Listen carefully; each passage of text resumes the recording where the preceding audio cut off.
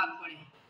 اللهم صل على محمد وعلى آل محمد كما صليت على إبراهيم وعلى آل إبراهيم إنك حميد مجيد.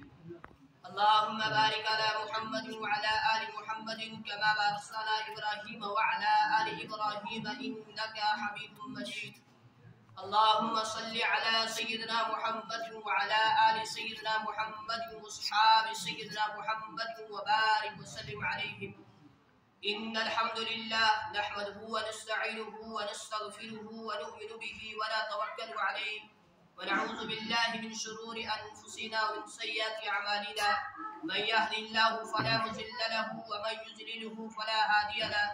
وأشهد أن لا إله إلا الله وحده لا شريك له وأشهد أن سيدنا وسندنا ومولانا محمدا عبده ورسوله أرسله بالحق بشيرا ونذيرا وداعيا إلى الله بإذنه وسراجا منيرا.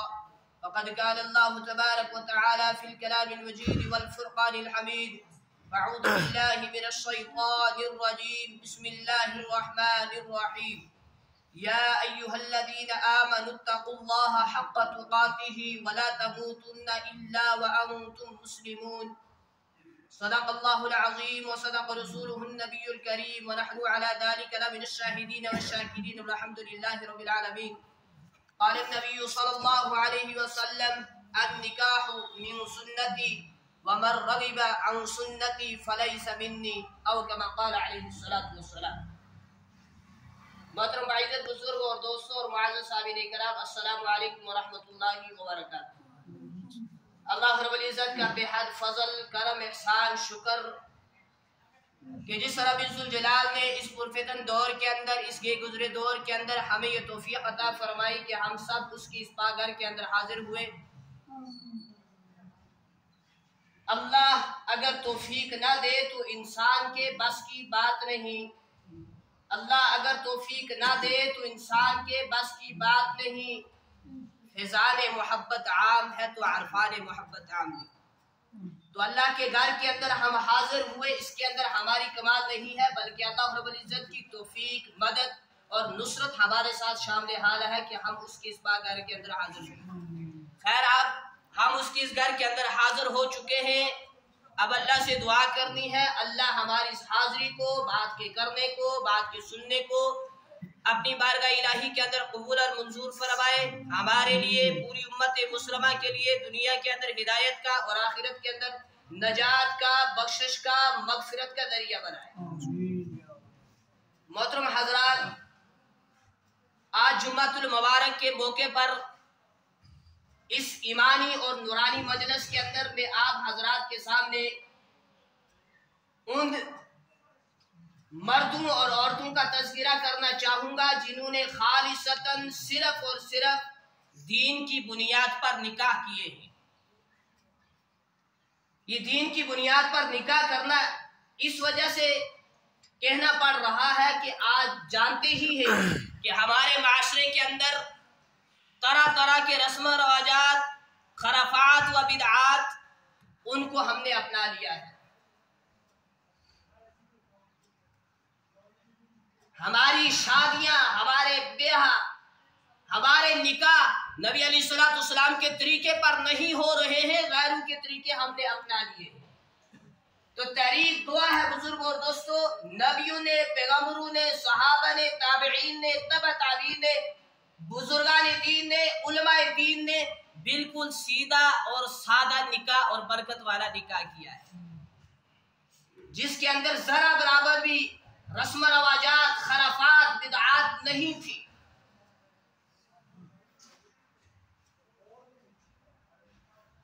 اس لیے آج ہم اس موضوع کے اوپر غور و فکر کریں گے کہ وہ کون حضرات تھے جنہوں نے خالصتاً دین کی بنیاد پر نکاح کیا. مصری نوجوان کے واقعہ سنے اور غور سے سنے. مصر کے ایک نوجوان مصر سے چلا، مدین پہنچا. مجھے لگتا ہے 1-2 جمعہ پہلے میں یہ واقعہ کر چکا ہوں، بزرگوں کو یاد آ چکا ہوگا کہ مصر سے جانے والا نوجوان کون تھا. تو ابھی میں ان کا نام نہیں لوں گا کہ وہ نوجوان کون تھے. مصر سے ایک نوجوان چلے، مدین پہنچے. رستے کے اندر تھکاوٹ کی وجہ سے بدن چورو چور ہو رہا تھا۔ مدینہ پہنچنے کے بعد انہوں نے ایک سایہ دار درخت کی تلاش کی کہ مجھے سایہ دار درخت مل جائے، اس کے نیچے تھوڑا سا آرام کر۔ نظر ڈالی، ایک جگہ سایہ دار درخت تھا، یہ نوجوان چلے گئے اس سایہ دار درخت کے نیچے لیٹے اور میٹھی میٹھی نیند کے مزے لینے لگے۔ اتنے میں شور و غل نے ان کو جگا دیا کہ شور ہی شور آ رہا تھا۔ دیکھا کہ ایک کنواں ہے، اس پر بہت ساری بھیڑ لوگوں کی جمع ہے، بھیڑ بھی موجود ہیں، بکریاں بھی موجود ہیں، اور ہر شخص اس کوشش کے اندر ہے کہ وہ ان کی بکریوں سے، ان کے جو جانور تھے ان سے پہلے اپنے جانوروں کو پانی پلائے، اس کوشش کے اندر لگا ہوا رہا ہے۔ اس نوجوان نے ایک دوسری طرف دیکھا تو سائڈ بالکل الگ تھلگ دو خوبصورت لڑکیاں کھڑی تھی۔ میں نے پچھلی مرتبہ بھی کہا تھا وہ صرف خوبصورت نہیں تھی، خوبصیرت بھی تھی۔ ان کی تربیت اچھے گھر کے اندر ہوئی تھی۔ خیر، اس نوجوان نے ان کے پاس جا کر ان کی وجہ پوچھی کہ تم کیوں نہیں آگے بڑھتی اور پانی بھرتی اور اپنے جانوروں کو پلاتی اور چلتی بنتی؟ ان لڑکیوں نے کہا کہ ہمارے اندر اتنی ہمت طاقت قوت نہیں ہے کہ ہم اس کنویں سے پانی نکالیں، اور نہ ہی ہماری شرم و حیا، نہ ہی ہماری غیرت اس چیز کی ہمیں اجازت دیتی ہے کہ ہم غیر محرم کی بھیڑ کے اندر جا گھسیں۔ یہ شرم و حیا اس وقت باقی ہے؟ بسوں کے اندر دیکھو اتنے لوگ بھرے ہوئے ہیں، سینٹر میں عورتیں بھی کھڑی ہیں، مرد بھی کھڑے ہیں، شرم و حیا نہیں ہے۔ غیر محرم کا منہ دیکھنے کے لیے ہم کھڑے ہیں، مر جاتی ہے تو غیر محرم کا منہ دیکھنے کے لیے کھڑے ہیں۔ اور بزرگوں کب ہم دین کو سمجھیں گے؟ مرد مر جاتا ہے تو غیر عورت آ کر منہ دیکھتی ہے۔ ارے جب وہ زندہ تھی تو حکم تھا نہ دیکھو، کہ مرنے کے بعد یہی حکم ہے، یہی حکم ہے، مگر ہم کب دین کو سمجھیں گے؟ واللہ اعلم۔ ابھی تک سمجھا نہیں ہے ہم نے، ناراض نہ ہو جائے، سمجھا ابھی تک نہیں ہے۔ ہزار بار ممبروں سے منع کیا گیا، ارے کوئی عورت مر جائے تو وہاں مرد نہ جایا کرو، مردوں کا کام ہے، قبر پر رہا کرو۔ چند ہی محرم لوگ وہاں چلے جائیں جو وہاں ہے، جو اس کو کیا کرے، اس کو کندھے پر اٹھا کر قبر کے پاس لائے، مگر پھر بھی ہم کھڑے ہیں، بھیڑ بنی ہوئی ہے، لوگ کھڑے ہوئے، کیا کر رہے ہیں جی؟ منہ دیکھنے آئے۔ افسوس ہے تمہاری عقلوں پر، افسوس ہے تمہاری سمجھوں پر، پتہ نہیں کیوں ہم دین کو نہیں سمجھتے۔ کب سمجھیں گے؟ جب مغرب سے نکلے گا سورج، اس وقت۔ اس لیے بزرگوں دین کو سمجھے۔ تو خیر کہا ہماری شرم و حیا اس چیز کی اجازت نہیں جاتی کہ ہم ان مردوں کی، غیر مردوں، پرائے مردوں کی بھیڑ کے اندر جا گھسیں۔ یہ نوجوان آگے بڑھا اور پانی نکالا، پانی نکال کر ان کی بکریوں کو پلایا۔ جب ان کی بکریوں نے پانی پی لیا تو یہ لڑکیاں گھر پہنچی۔ جب گھر پہنچی تو حسب معمول، حسب خلاف، معمول کے خلاف، یعنی پہلے ہر وقت لیٹ جایا کرتی تھی کیونکہ باری لیٹ پر آتی تھی، اس وقت جلدی چلی گئی۔ تو بوڑھے باپ نے پوچھا آپ جلدی کیسے آ گئی؟ تو کہا ایک نوجوان ملا جس نے ہماری مدد کی، ہماری بکریوں کو پانی پلایا، تو اس لیے ہم جلدی فارغ ہوگی، تو اس لیے جلدی گھر آئے۔ باپ سمجھ گیا کوئی نیک ہی نوجوان ہے، تقوی والا ہے، تو لڑکیوں سے کہا کہ آپ اس کو بلا کر لاؤ، ہم اس سے ملنا چاہتے ہیں۔ ان دو لڑکیوں میں سے ایک لڑکی اس نوجوان کو بلانے کے لیے گئی، کیسی گئی؟ قرآن کریم اس کا سٹائل نقل کر رہا ہے۔ آئے ہائے کیسی ادائیں ہیں جن کی اداؤں کو قرآن مجید جیسی کتاب نقل کر رہی ہے۔ وہ ادائیں کتنی اعلیٰ ہے کہ لڑکی کے چلنے کا سٹائل قرآن مجید بیان کرتا ہے۔ فَجَاءَتْهُ إِحْدَاهُمَا تَمْشِي عَلَى اسْتِحْيَاءٍ، ایک لڑکی گئی شرم و حیا کرتے ہوئے، سر جھکائے ہوئے، جا کر اس نوجوان سے کہا آپ کو ہمارے والد جو ضعیف ہیں بلا رہے ہیں۔ کہا کس لیے بلا رہے ہیں؟ کہا اس لیے کہ آپ نے ہماری بکریوں کو پانی پلایا ہے، وہ آپ کو کچھ اجرت معاونت آپ کی کرنا چاہتے۔ اس نوجوان نے دل ہی کے اندر سوچا میں نے یہ کام تو اللہ کی رضا کے لیے کیا تھا، یہ تو اجرت کے لیے بلا رہے ہیں۔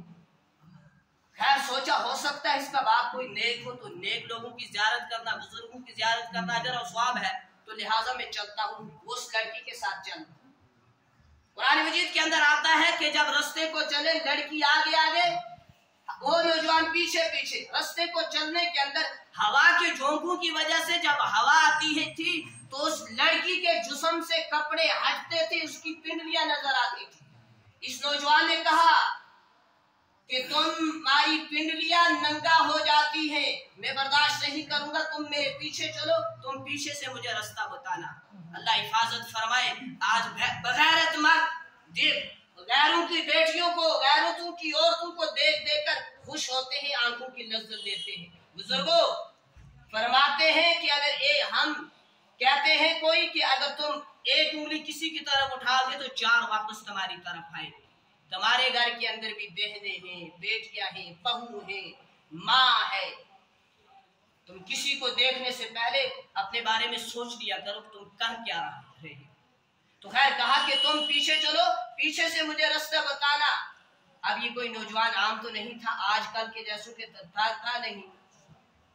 कहा पीछे रहो, पीछे से। हत्ता कि उसूल यही है, रहे पर आगे चलता है, रास्ता दिखाने वाले आगे होता है तो रास्ता चलने वाला पीछे होता है। मगर कहा तुम पीछे से रास्ता बताओ। खैर करते करते बूढ़े बाप के घर पहुंचे तो देखा तो दस्तरखान पहले ही से लग चुका। बूढ़े बाप ने कहा खाना तनावल फरमाओ, यानी खाने की दावत थी। कहा मैं इस वजह से नहीं खाता, मुझे ये डर है कि हो सकता है ये आपका खाना मेरे उस पानी पिलाने की कहीं उजरत ना बन जाए जो मैंने आपकी बकरियों को पिलाया। कहा ये उजरत नहीं है, बल्कि आप मेरे मेहमान हैं और मैं आपका मेजबान हूँ। तो मेजबान के जिम्मे है मेहमान के इकराम करे, तो मेरा फर्ज बनता है मैं आपके इस वक्त क्या करूँ, इकराम करूँ। तो आप खाना तनावल फरमाए। खैर दावत कबूल की, खाने पर बैठे, खाना खाने लगे, बातें होने लगी। अब इस बूढ़े उसके ज़ईफ आदमी के दिल के अंदर, बूढ़े बाप के दिल के अंदर ये तमन्ना है कि मेरी 2 बेटियां जवानी को पहुंच चुकी हैं, कैसे इनका रिश्ता हो जाए। आजकल भी हर बाप की यही तमन्ना है, जब बेटी जवानी के आलम में पहुंच जाती है यही तमन्ना है कब नेक अच्छा रिश्ता मिल जाए तो क्या हो जाए, मेरी बेटी को शर्म पड़ जाए। क्योंकि जब जिसकी बेटी जवानी के आलम में पहुंचती है उसके माँ बाप की रातों की नींद खत्म हो जाती है, दिन का चैन और सुकून खत्म हो जाता है। एक ही फिक्र सवार रहती है कि कब मैं अपनी क्या करूं, अपनी बेटी का रिश्ता कर दूं, कहीं इसकी शादी कर दूं। किसी शायर ने क्या खूब कहा, जब किसी की बेटी जब जवान होती है, किसी की बेटी जब जवान होती है कैसी मुसीबत में उसकी जान होती है। तो खैर इस बूढ़े बाप की यही आरज़ू थी, यही तमन्ना थी कि कब मेरी बेटी का रिश्ता हो जाए। तो इन्होंने इनकी आरज़ू भी यही थी कि हमारी बेटी के लिए कोई नेक आदमी हो, तो इन्होंने इसी को मुंतखब किया अपनी बेटी के निकाह के लिए। कुरान कहता है क़ाला इन्नी उरीदु अन उनकिहक इहदबनतैया हातानी अला अन तअजुरनी 8 हिजज व इन अतममत 10 फमिन इंदिक व मा उरीदु अन अशुक्का अलैक सतजिदूनी इंशाअल्लाहु मिनस सालिहीन। पूरा नक्शा खींचा कुरान ने। फिर बूढ़े बाप ने कहा कि मैं 2 बेटियों में से एक का रिश्ता तुम्हारे साथ करूंगा, एक शर्त पर कि तुमने 8 साल तक मेरे यहाँ काम करना है, लेकिन 2 साल और बढ़ा लो, 10 साल कर लो तो तुम्हारा एहसान होगा। उस वक्त इसने नौजवान ने शर्त कबूल कर ली। कहा ठीक है। कहा अल्लाह गवाह है मैं क्या करूंगा, मैं वादे को अहद को पूरा करूंगा। लेकिन वो जमाना था कि उस वक्त ससुर अपने दामाद से शर्तें रखा करते थे, लेकिन आज ये जमाना भी है कि दामाद ससुर से शर्तें रखते हैं। जी इतना है जहेज दोगे, इतना सामान लड़की को साथ दोगे, इतने पैसे दोगे, इतना ये कुछ दोगे तो तुम्हारी साहबजादी के साथ मैं रिश्ता करूंगा, ब्याह करूंगा, नहीं दोगे तो मुझे जरूरत नहीं है। तो खैर ये जो नौजवान था इसको भी नेक नौजवान लड़की की तलाश थी, और ये जो ससुर था इसको भी नेक दामाद की तलाश थी। उसका भी मकसद दीनदारी था, इसका भी मकसद दीनदारी था। दोनों दीनदारी की मुतलाशी थे। और अब मैं आपको नाम बताता हूं कि वो नौजवान कौन था और ससुर जो बूढ़ा था ज़ईफ था वो कौन था। वो नौजवान थे हजरत सैयदना मूसा अलैहिस्सलाम, और वो ससुर थे, वो बूढ़े जो थे ज़ईफ जो थे वो थे हजरत शुएब अलैहिस्सलाम। मूसा अलैहिस्सलाम भी नबी है, शुएब अलैहिस्सलाम भी नबी है, दोनों नबी है, दोनों पैगंबर है, इन दोनों की दीनदारी के अंदर शक व शुबा करना सरासर कुफर है। जिसने इन दोनों की दीनदारी के अंदर शक किया, शुबा किया, वल्लाह उसने कुफर किया, क्योंकि ये दोनों नबी थे। खैर, मूसा अलैहिस्सलाम का निकाह शुएब अलैहिस्सलाम ने अपनी लड़की के साथ कराया। ना ही देखा, हसब व नसब नहीं देखा, माल व दौलत नहीं देखी, बंगले बंगले कुछ नहीं देखे। अगर हजरत शुएब अलैहिस्सलाम ने किसी चीज को देखा तो इनका तकवा देखा, इनका पाक किरदार देखा, इनका नेक होना देखा, इनका मुत्तकी होना देखा, और अपनी लड़की का रिश्ता उसके साथ कर। निकाह क्यों किया जाता है? निकाह क्यों किया जाता है? हदीस के अंदर आता है 4 वजह से किया जाता है। लिजमालिहा वलिहस्बिहा, लिमालिहा लिजमालिहा, लिमालिहा वलिहस्बिहा, वलिजमालिहा वलिदीनिहा। 4 वजह से निकाह किया जाता है। उसके मालदार होने की वजह से, उसके हसब व नसब की वजह से, और उसके हुस्न व जवाल की वजह से, और उसकी दीनदारी की वजह से। माल की वजह से इसलिए किया जाता है कि जब उसका माल तो मेरा माल, मैं भी इतना अमीर हो जाऊंगा। हसब व नसब देखा जाता है कि गांव के किसी बड़े खानदान के अंदर, बड़े घर के अंदर मेरा रिश्ता होगा। जब मैं चलूंगा तो लोग देखेंगे कुछ आला ही इज्जत होगी। और फिर उसके हुस्न व जमाल को देखा जाता है कि इसका हुस्न व जमाल कैसा है। और फिर चौथी चीज देखी जाती है दीनदारी। और जनाब रसूल अकरम सल्लल्लाहु अलैहि वसल्लम ने मुसलमानों को ताकीदन हुक्म दिया कि तुम दीनदारी को देखो, तुम नेक औरत को तरजीह दो, तुम नेक औरत को तरजीह दो। क्यों? जब यही हुक्म किसके लिए है? लड़के के भी लिए यही हुक्म है और लड़की के लिए भी यही हुक्म है कि दीनदारी देखो, रिश्ता करो। बुजुर्गों, सच बताओ, मस्जिद के अंदर बैठे हो, पाक जगह बैठे हो, अल्लाह के घर के अंदर बैठे हो, दिल पर हाथ रखकर सच बताओ, ये वजह आज देखी जाती है? दीनदारी माशरे के अंदर देखी जाती है? नहीं देखी जाती। मैंने खुद एक मरतबा एक बाप से कहा था, उस कदरे नाल कदरी दा रिश्ता करना चाहिए जिहड़ा घेंटी मारे दे काबल हुआ कम से कम। यानी माल को देखा जाता है, उसकी तिजारत को देखा जाता है, उसके बैंक बैलेंस को देखा जाता है, उसकी आमदनी को देखा जाता है, उसकी इनकम को देखा जाता है, उसकी खूबसूरती को देखा जाता है, उसके हुस्न और जमाल को देखा जाता है। नहीं देखा जाता आज के इस दौर के अंदर तो दीनदारी को नहीं देखा जाता। बुजुर्गों, हुक्म दिया कि दीनदार औरत से निकाह करो। क्यों हुक्म दिया? जब लड़की भी नेक होगी, लड़का भी नेक होगा, तो निकाह के बाद उनसे पैदा होने वाली औलाद भी यकीनन नेक। और जब ये दोनों नेक होंगे तो इनके दिल के अंदर खौफ खुदा होगा, जो इनको एक दूसरे के हकूक अदा करने पर आमादा करेगा। आप देखें ना, ज्यादा दीनदारों की औरतों को तलाक हो जाते हैं, या जो दीनदार लोग नहीं होते उनकी औरतों को? किसको होता है? जो दीनदार नहीं होते ज्यादा उनकी औरतों को तलाक होते हैं। वो ही ज्यादा उस पर जुल्म करते हैं, क्योंकि उनको दीन का पता नहीं, उसके हकूक का पता ही नहीं। तो बुजुर्गों, मैं आपसे इल्म के एतबार से छोटा, उम्र के एतबार से छोटा, शक्ल और एतबार से बिल्कुल अलग, मेरी एक बात सहन के अंदर बिठा ले और दिल की तख्तियों पर लिख कर ले जाए।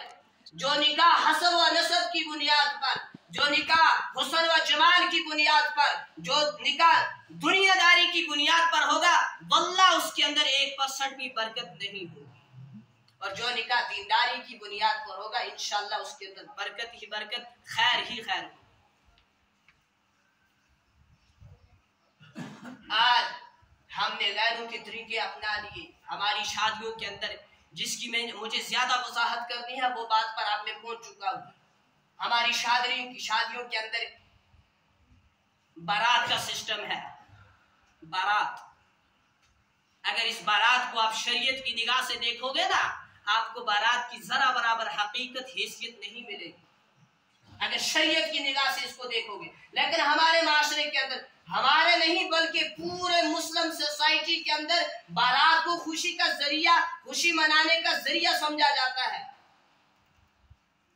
बहुत बड़ी भीड़ जमा होती है बारात के अंदर जाने के लिए, बड़े बड़े लोग دلچسپی لیتے ہیں بارات کے اندر شرکت کرنے کے لیے، اور پھر اپنے گھر ہی کے افراد نہیں بلکہ اپنے عزیز و اقارب، اپنے رشتہ دار، ماسیر پھپھیروں کو بھی بارات کے اندر ایڈ کیا جاتا ہے، اور ایک بہت بڑی بھیڑ بن کر لڑکی والوں کے یہاں حملہ آور ہوتی ہے۔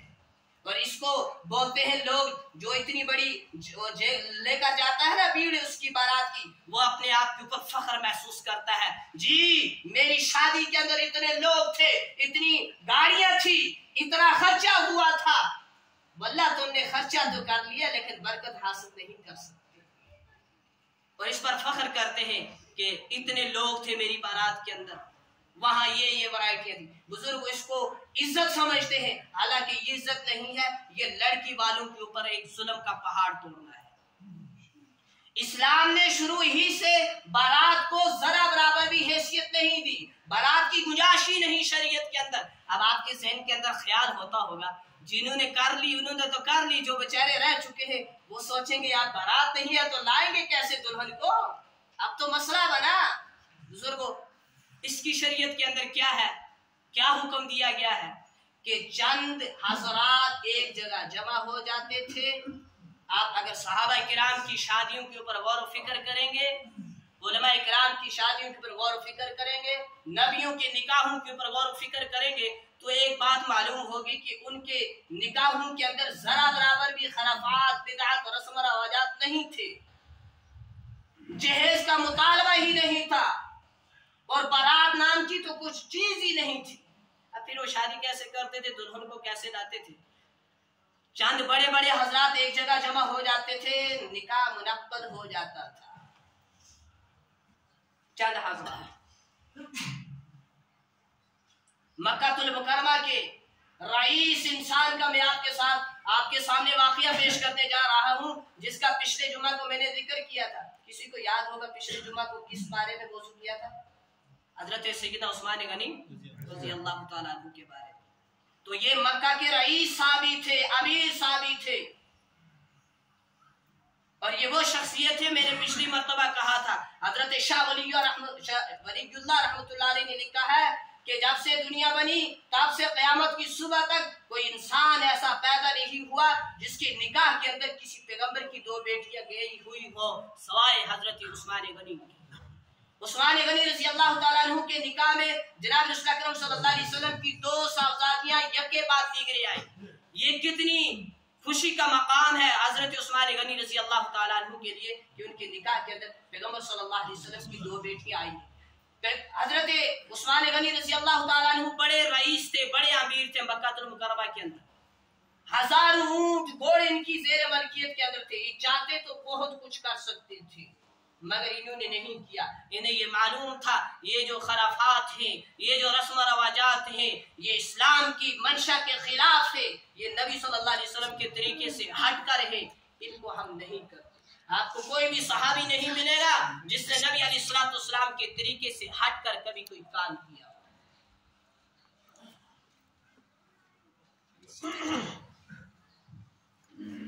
حضرت امام احمد بن حنبل رحمۃ اللہ علیہ اپنے وقت کے ایک بہت بڑے عالم تھے، عالم دین تھے، مشہور تھے۔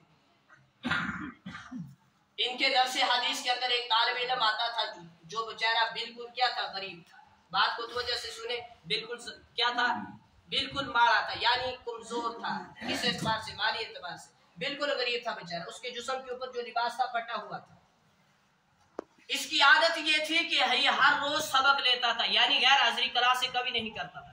ایک دن امام مالک احمد بن حنبل رحمۃ اللہ علیہ نے دیکھا کہ وہ کلاس کے اندر بہت دنوں سے نہیں آ رہا، کلاس سے غیر حاضر ہے، تو باقی اپنے اسٹوڈنٹ سے، طلبہ سے پوچھا کہ وہ نوجوان کہاں ہے، وہ طالب علم کہاں ہے؟ تو انہوں نے کہا حضرت وہ شادی شدہ تھا، اس کی بیوی کا انتقال ہو چکا ہے، اس لیے وہ کلاس کے اندر نہیں آ سکتا۔ خیر کہا کہ اس کو بلاؤ۔ جب اس کو بلایا گیا تو کہا کہ تمہاری اس کی بیوی کا انتقال ہوا تھا تو تم نے ہمیں خبر تک نہیں دی۔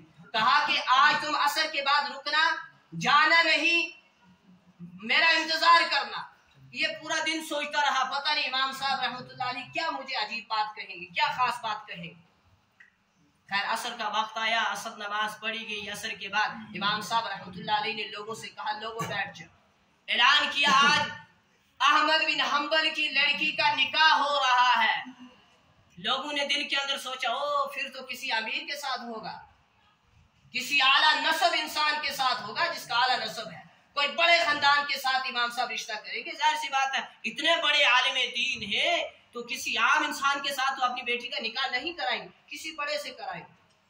लेकिन इमाम साहब रहमतुल्लाह अलैह ने उसी तालिब इल्म को पास बुलाया जिसके जिस्म पर फटे हुए कपड़े थे।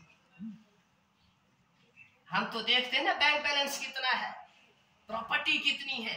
और बुजुर्गों, वल्लाह बुरा ना माने, मैं भी इसी माशरे का पला हुआ हूँ, बड़ा हुआ हूँ। हमने देखा है जब रिश्ता करने आते हैं लड़के वाले, 10 चक्कर पहले लड़की वालों के यहाँ करते हैं, घर देखते हैं, घर कैसा है, घर वाले कितने हैं, घर के अंदर क्या क्या है, चीजें देखते हैं और फिर जाकर रिश्ते के लिए यहाँ करते हैं। वल्लाह एक अमीर घराना हो, एक घर के अंदर अच्छा माल दौलत हो, लेकिन उस लड़की का निकाह जिस लड़के के साथ ना होता हो, वो लड़का उसके ऊपर जुल्म व सितम करता हो, उसका ताल्लुक अपनी बीवी से अच्छा ना हो, उस बीवी की जिंदगी के अंदर सुकून होगा? हालांकि उसके पास बंगला है, गाड़ी है, सब कुछ है, लेकिन अगर खामद का ताल्लुक ही बीवी से अच्छा नहीं, उसने सुलूक ही अच्छा नहीं, तो इस बीवी की जिंदगी के अंदर हुस्न सुलूक क्या बोलते हैं, सुकून कैसे आएगा?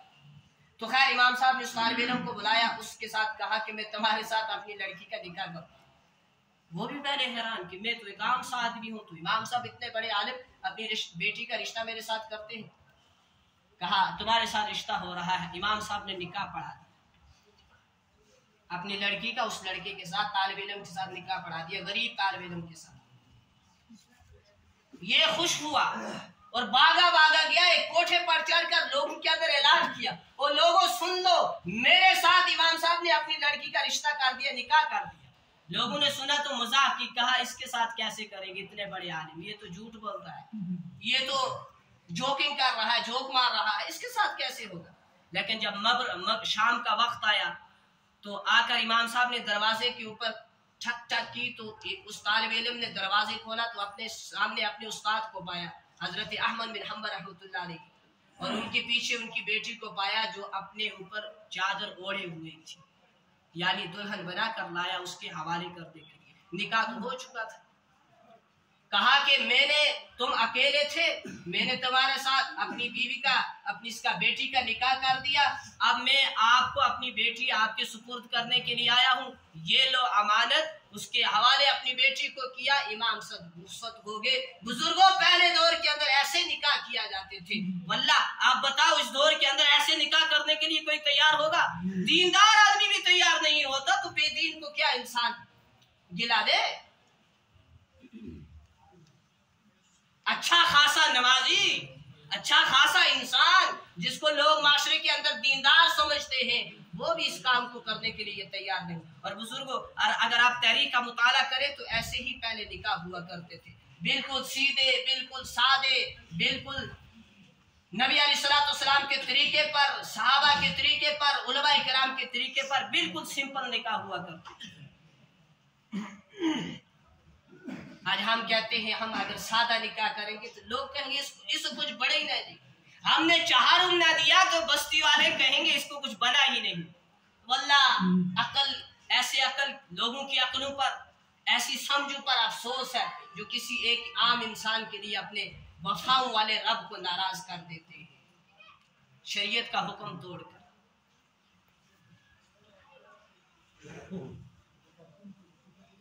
परसों तरसों की बात है, एक खवातीन ने मुझे फोन किया, कहा मेरे यहाँ बच्ची हुई है तो मुझे नाम बताए, मैं उसका नाम रखूंगा। बात को तो वजह से जबरदस्त बात है। कहा मेरे यहाँ लड़की हुई है तो मुझे उसका नाम रखना है, तो कुछ नाम बता दे। बात ठीक है इंशाल्लाह। मैंने कहा मैं घर नहीं हूं तो मैं किताब देखूंगा, मैं आपको नाम बता दूंगा। ऐसे ही मैंने उसको नाम पहले नहीं बताया, लेकिन उसने मुझे शर्त क्या दी, कहा मौलवी साहब ना कोई नए जमाने का दस्यो, पुराने जमाने का ना ना कोई नाम नहीं जमाने का बताना, पुराने जमाने का ना बताना। वल्लाह मैं आपके सामने झूठ नहीं बोलूंगा, मैं मेरे रसूल पर बैठा हूँ। मैंने कहा अफसोस आप पर, बाकी मामलों में आप कहते हो हम वही काम करेंगे जो हमारे बाप दादा किया करते थे, नाम के बारे में तुम कहते हो नया नाम बताना। अफसोस है तुम्हारी अकलों पर। वल्लाह यही बात है ना, बिदअतों के बारे में, रस्म रवाजात के बारे में, खराफात के बारे में लोगों को दीन समझाओ। लोग क्या, हमारे बाप दादा यही करते थे, लेकिन नाम के बारे में कोई नया नाम बताना जो नए जमाने का हो। यानी नौज बिल्ला, हम नबियों के नाम पर अपने बच्चों का नाम रखने के लिए तैयार नहीं है, सहाबा के नाम पर अपने बच्चों का नाम रखने के लिए तैयार नहीं है, हमें कोई किसी और का नाम चाहिए। फिर मैंने कहा मैं ना ही नाम बताऊंगा और ना ही कुछ और बताऊंगा, आप किसी और से पूछो। फिर बड़े जल्दी लोग हमसे नाराज हो जाते हैं, हक बात कही तो नाराज हो, उन्हीं की हाँ में हाँ मिलाते रहो, खुश हो जाएंगे। जरा शरीयत की बात बताई, जरा उनकी हाँ के अंदर ना मिलाई, नाराजगी के इख्तियार कर बैठे, फिर अजीब अजीब बातें बनाई। खैर अल्लाह हमें दीन की सही समझ अता फरमाए। तो बुजुर्गों, इस वक्त आखिरी बात कहेंगे, उसके बाद एक और बात करनी है मुझे मौजू से हटकर। इस वक्त हम यहाँ बुजुर्ग भी बैठे हैं, वो लोग भी बैठे हैं जिनके निकाह हो चुके हैं, और वो नौजवान भी बैठे हैं जिनके निकाह नहीं हुए। मैं आप सबसे यही गुजारिश करना चाहूंगा, आप दिल के अंदर इरादे लेकर जाओ, पुख्ता अज़्म इरादा करके जाओ। हम जब भी निकाह करेंगे या कराएंगे, नबी अलैहिस्सलाम के मुबारक तरीके पर कराएंगे, और ऐसे कराएंगे जैसे हजरत शोएब अलैहिस्सलाम ने हजरत मूसा अलैहिस्सलाम के साथ अपनी बेटी का निकाह कराया, और ऐसे कराएंगे। और मेरी एक और बात बारात के मुतालिक सुन ले। लड़के वाले सोचते हैं कि अगर हम बारात लेकर नहीं जाएंगे तो लड़की वाले हमें कहेंगे कि इनको कुछ बना ही नहीं, यानी इसको अपनी जिल्लत महसूस करते हैं। और लड़की वाले ये समझते हैं कि अगर लड़के वालों की तरफ से बारात लेकर हमारे घर लड़के वाले ना आए तो फिर उस निकाह के अंदर मजे ही नहीं है। नहीं नहीं बुजुर्गों, मजेदार वही निकाह है, खैर और बरकत वाला वही निकाह है, और हमेशा कामयाब रहने वाला वही निकाह है जो मेरे और आपके रहबर जनाब रसूल अकरम सल्लल्लाहु अलैहि वसल्लम के मुबारक तरीके पर किया जाए, जो हजरत सहाबा किराम रिज़वानुल्लाह ताला अलैहि अजमईन के तरीके पर किया जाए, जो हजरत उलमा किराम के तरीके पर किया जाए। इनसे हटकर जो निकाह करेगा, मैंने पहले ही कहा था, निकाह तो हो जाएगा मगर बड़ी देर तक सलामत नहीं रहेगा, बड़े जल्द ही तलाकी हो जाती है, और उस निकाह के अंदर खैर व बरकत नहीं होती। तो हम नौजवान सुन ले, जब निकाह करेंगे तो हम उसके हसब व नसब को, उसने हुस्न व जमाल को, उसकी मालदारी को नहीं देखेंगे, बल्कि दीनदारी के ऊपर तरजीह देंगे। और जो उनके वालिदैन हैं जो निकाह कराएंगे, उनसे भी मेरी गुजारिश है, जब अपने बेटे का अपनी बेटी का रिश्ता करो, निकाह करो, कुछ चीज ना देखो, दीनदारी देख लो। इंशाअल्लाह दीनदारी के सदके में अल्लाह तुम्हें दूसरी चीजें भी अता कर देगा। अल्लाह से दुआ है अल्लाह हमें दीन की सही समझ अता फरमाए। अभी सुन्नत ना लगाए, मेहरबानी एक और बात करनी है। खैर अल्लाह पाक हम सबको इन चंद बातों के ऊपर अमल की तौफीक नसीब करे।